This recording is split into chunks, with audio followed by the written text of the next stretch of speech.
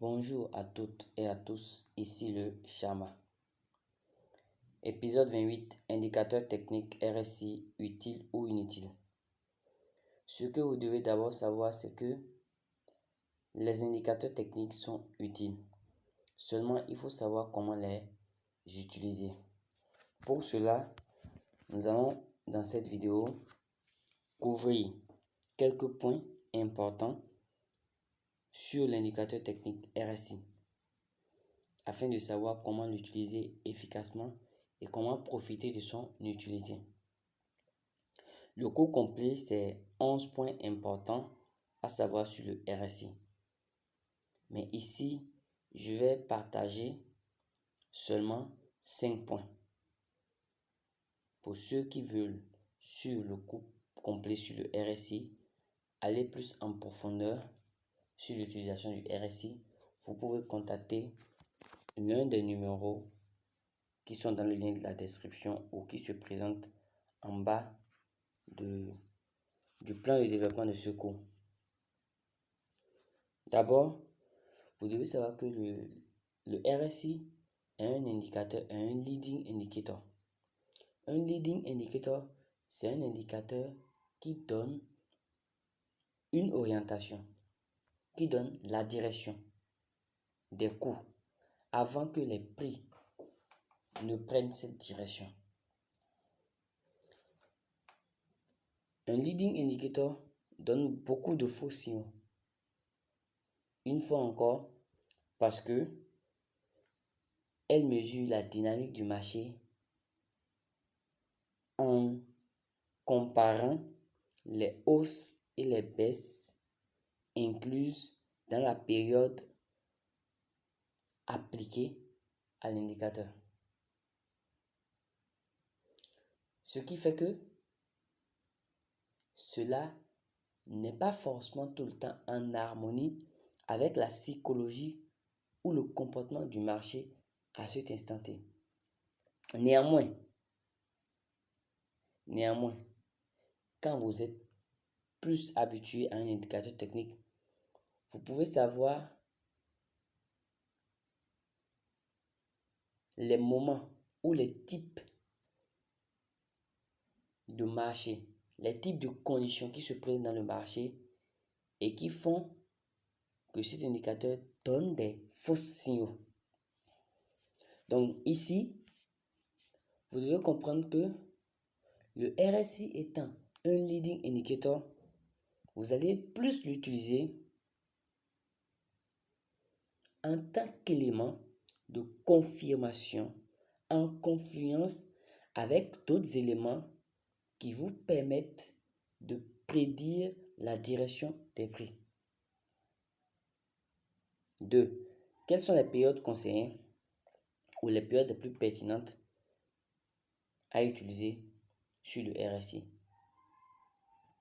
La période la plus pertinente par excellence, c'est la période 14.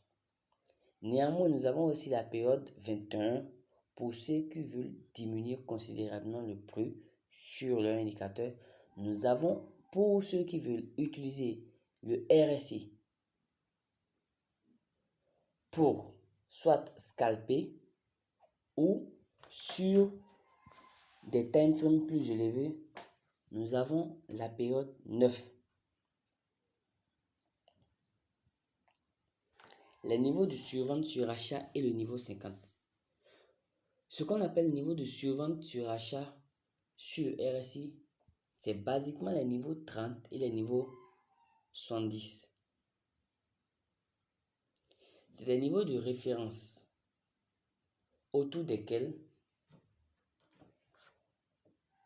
on a de fortes probabilités que les cours se retournent en sens ou en direction opposée.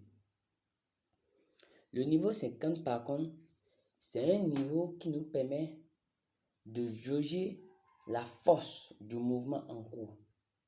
C'est-à-dire, lorsque le prix a été très longtemps en range, il y a eu cassure, sortie de ce range-là. Et qu'on remarque en même temps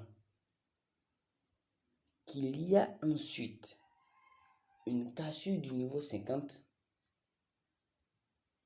on sait que la probabilité que cette tendance qui a débuté continue est plus élevée que la probabilité qu'on aurait si on n'avait pas ajouté cet indicateur technique. 4.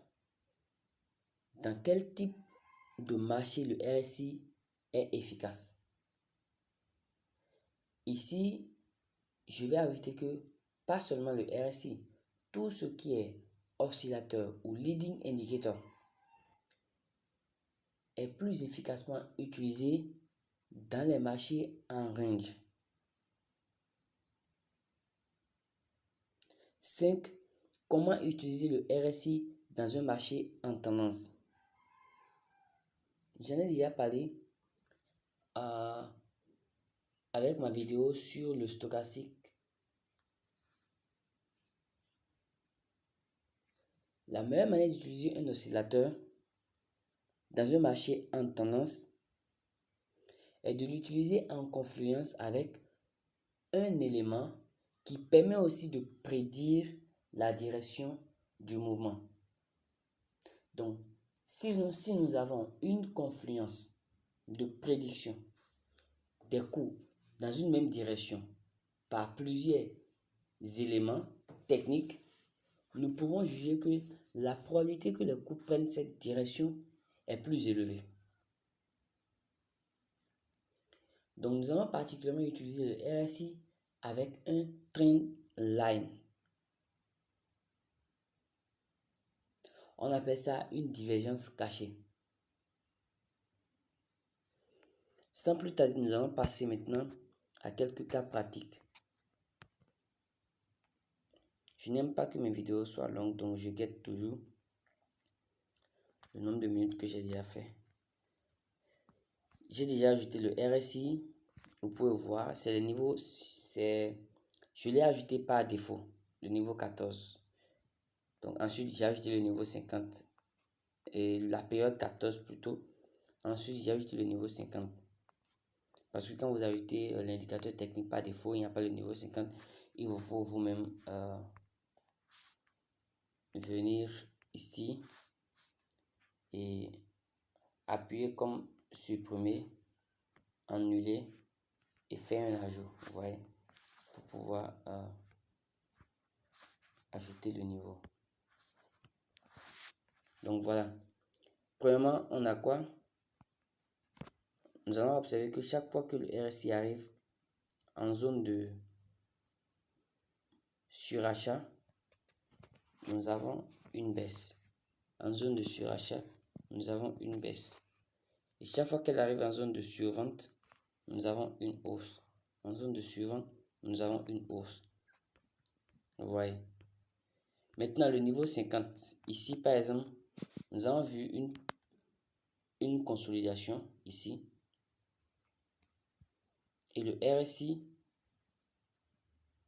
qui a cassé ici. Et nous pouvons observer que les cours ont cassé le niveau 50 ici.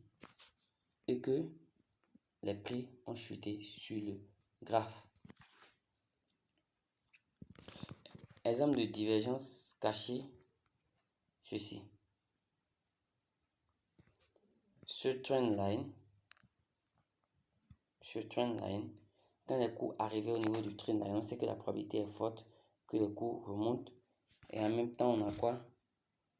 On a le RSI qui est en zone de survente. Donc ça amène les cours à aller plus haut. Je pense que c'est tous les points qu'on a couverts. Hein. Type d'indicateur, période conseillée, niveau, type de marché. Voilà. Le type de marché, on a dit que c'est un marché en range. Le RSI est plus efficace dans un marché en range.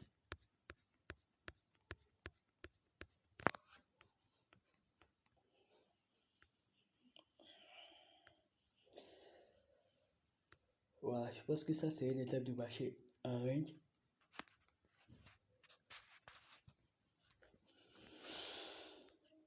Ici, vous voyez, la cour descend. Ici, la cours monte. Ici, la cours descend. Nous avons déjà couvert comment utiliser le RSI dans un marché en tendance. Voilà.